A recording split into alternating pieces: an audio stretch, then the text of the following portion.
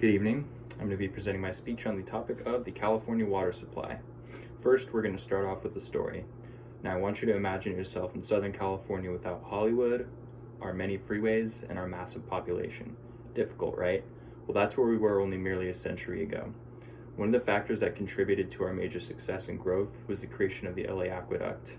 Built in the earliest 20th century, the LA Aqueduct brought and continues to bring millions of gallons of water to the population of Los Angeles and its greater areas.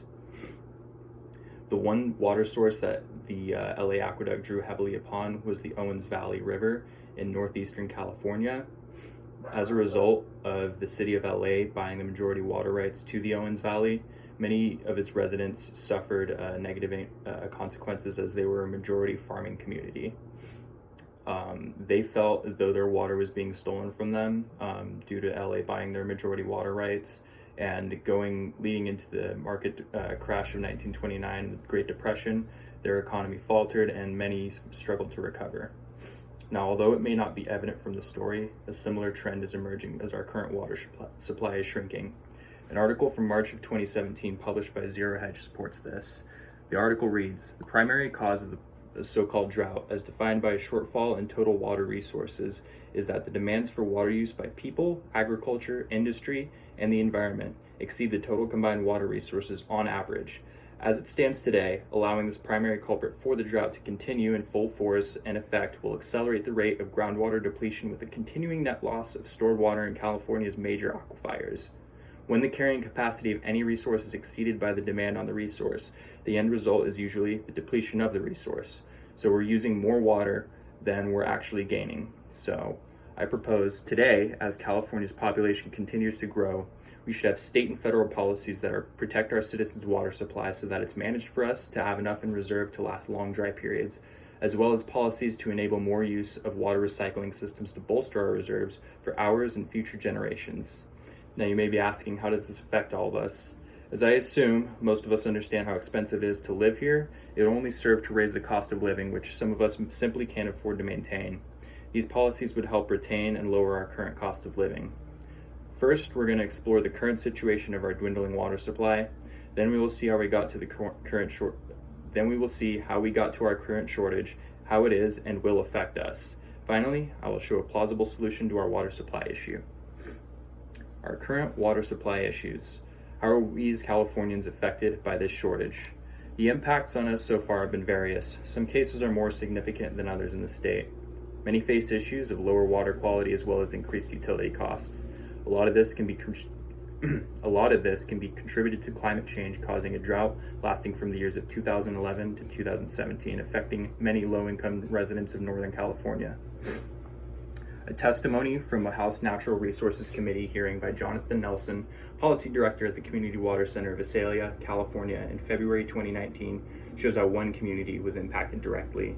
It reads, "The California community of East Porterville was severely and disproportionately impacted during the 2011-2017 drought. East Porterville is an unincorporated community of around 7,000 people in Tulare County, California.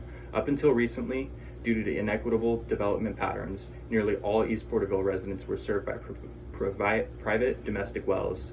As many as 300 wells were reported dry over the drought years of 2014 and 2015. What is worse, many wells in the area had tested positive for nitrates, a dangerous contaminant. As surface water deliveries diminished, farmers increasingly tapped into groundwater at unsustainable rates. This resulted in plummeting groundwater levels, causing land subsidence and a reality where low-income communities could not afford to keep drilling to chase the falling groundwater table, causing domestic and shallow municipal wells to go dry." More from this testimony shows that this was not an isolated incident. It reads, "Unfortunately, East Porterville was not an isolated incident. In 2014, USDA granted more than $4 million in emergency funding to 11 public water districts in Tulare County alone to address the water supply shortfalls. Over 10,000 Californians suffered inadequate access to water supply during the drought. Most of these Californians resided in low-income communities of color that at worst had experienced historic discrimination and at best, insufficient levels of funding investment. Climate change science tells us that there will be more East Porterville type emergencies in the future. As droughts become more frequent, longer, and more severe, it is not a question of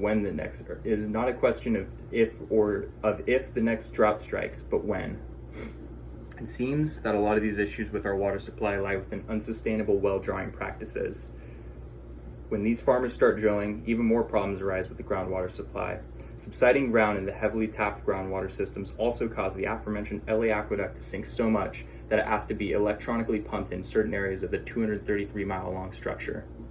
In an article published by Wall Street Journal in November 2019, this change is described by the author. The aqueduct has subsided to such a degree that entire stretches have lost their gravity flow. Californians now spend tens of millions of dollars a year in extra electrical costs to pump water through the dead spots. This enables the snowmelt to still flow from the California Delta in the north, where the state's two biggest rivers meet, to the farms in the middle and faucets in the swimming pools of Southern California. In the grip of the drought, the state passed a landmark act to reduce pumping of water from the aquifer. The law, which will take 2 decades to go into effect, is designed to cut the extraction to a sustainable level or perhaps retire as much as 2 million acres of poor farmland in the San Joaquin Valley. This would leave 4 million acres of prime ground to grow crops and allow some of the river's flow for endangered species of fish. So now that we address the quantitative issues of our dwindling water supply and how it came to be, as well as detailing the qualitative issues that arise from groundwater drilling, now we will look at why this water shortage will persist. Government and private water suppliers are slow to make progress on bolstering our water supply. State governments and private or public water companies have issues with transitioning to new technology for use of recycling wastewater and other methods such as desalination. In an article published by the Los Angeles Times in May of 2020, this has shown that laws have been passed. An initiative for recycling by public or private water entities is taking place. With some exceptions, the author explains, the Met and a handful of its member agencies already do that to varying degrees, but at too small a volume to keep pace with the shrinking supply of the Rocky Mountain and Sierra snowmelt. The organization's current leadership says it will get there, but the transformation realistically will take decades. It further explains that time is limited to take action, so we need to call upon the best in the water management industry. The article explains, we don't have decades. California was populated during an unusually wet blip in time, and that period appears to be ending. The state is reverting to its naturally dry condition. We need thinkers, planners, and builders who can match the vision and daring of the great 20th century builders who built Parker Dam and the amazing channels, tunnels, and pumps of the Colorado River Aqueduct, as well as the California Aqueduct that runs along I-5 to the Edmonston pumping plant, which then lifts water nearly 2,000 feet over the Tehachapi Mountains and is the largest single user of electric power in the state. Los Angeles Times, again, it's published by the Los Angeles Times in May of 2020. Also, another factor that hasn't been considered on the cause of this is the practice of fracking, or extracting oil from reservoirs deep underground. The amount of water necessary to run these operations is exceedingly high. In an article published by the Inside EPA's Climate Extra, it is explained that lawmaking supporters of a new fracking law known as SB 467 also bring into argument the heavy use of water needed to run these operations. The article elaborates. Supporters of SB 467 also argue that the oil extraction methods utilize an enormous amount of water. When California faces ongoing drought conditions, water prices will only continue to rise due to competition from oil producers as our water supply becomes scarcer, which has already become a problem in states like Colorado. Given the pressing nature of our climate crisis, our state must end these harmful practices before it's too late. Again, that's published by Inside EPA's Climate Extra in February of 2021. Also, what should be considered is the strain put on our electrical grid by the need to pump water through systems such as the LA Aqueduct. In an article published in Business Wire, it's shown that last year's summer put undue strain on the state's electrical grid, which could exacerbate the current logistics of pumping water from other parts of the state. The article explains the worst heat wave in generations hit California in August and triggered the first rolling blackout since 2001. The state has an ambitious clean energy policy, getting about a third of its generation from renewables, but near record demand tested that shift. Again, that's by Business Wire and published in April of 2018. So now that we've covered the issues that have caused our current crisis, such as the structural issues that delay the necessary changes to be made, as well as issues surrounding other industries' heavy reliance upon our water supply. Now we're going to look at what we can do to change our circumstances.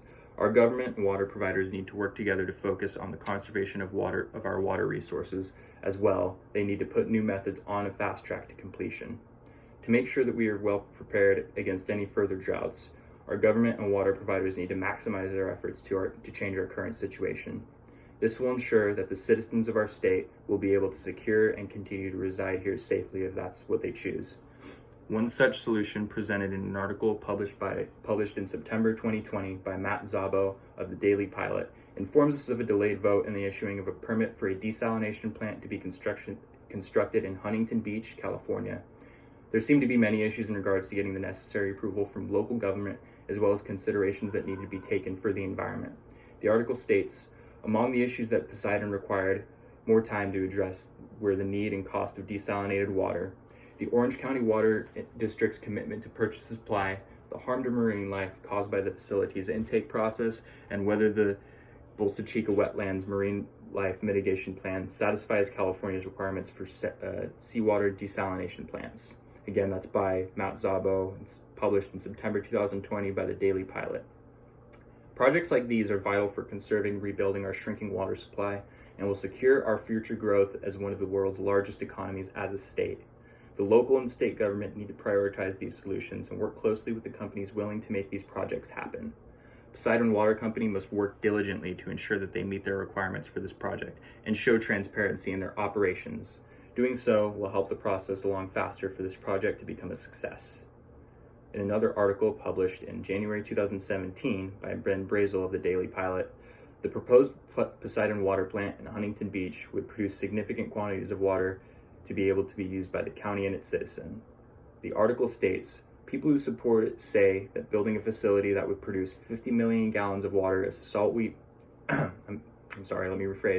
People who support it say that building a facility that would produce 50 million gallons a day of salt-free water is a logical direction to take in a state that has suffered through years of drought as competition for water from the Colorado River intensifies. Again, that's by Ben Brazel, published in January 2017 of the Daily Pilot. That article alone should prove that we need large projects such as this to be fully considered, and quick, decisive actions need to be taken by all parties involved in order for us to solve this problem. What we can do as the citizens of California is to let our voices be heard by our government and make them understand that this issue is important to us. Doing your part and writing your congressional representative will assist in the fight for a solution to our issues, as well as your local leaders in municipal government. As well, attending municipal hearings on subjects such as your local water supply and management can help to show that we as citizens have a genuine concern for the future of our water supply. In conclusion, by understanding the problem of our water shortage, we can take steps to prevent it from happening in the future. Understanding the cause of it will help to ensure that our needs are met in regards to mitigating factors that contribute to our water shortage, such as land subsidence. Finally, finding a solution is a task that needs the support of all of us as Californians. Today, as California's population continues to grow, we should have state and federal policies that protect our citizens' water supply so that it's managed for us to have enough in reserve to last long dry periods, as well as policies to enable more use of water recycling systems to bolster our reserves for ours and future generations. We started by gaining knowledge of our current problem and the size of it. Next, we got to understand why the problem will persist if we don't take action. Finally, we reviewed a possible solution and what we can do as citizens to ensure that our needs are met.